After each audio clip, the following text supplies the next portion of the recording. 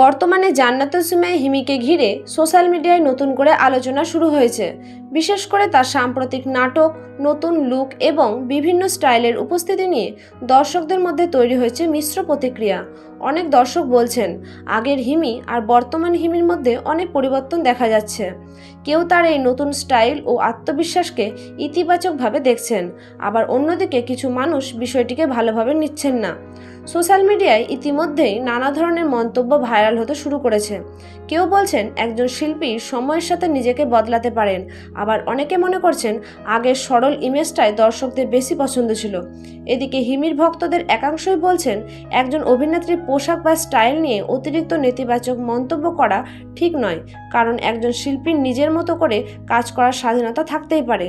সব মিলিয়ে জান্নাতুল সুমাইয়া হিমির এই পরিবর্তন এখন সোশ্যাল মিডিয়ায় অন্যতম আলোচিত বিষয় হয়ে দাঁড়িয়েছে।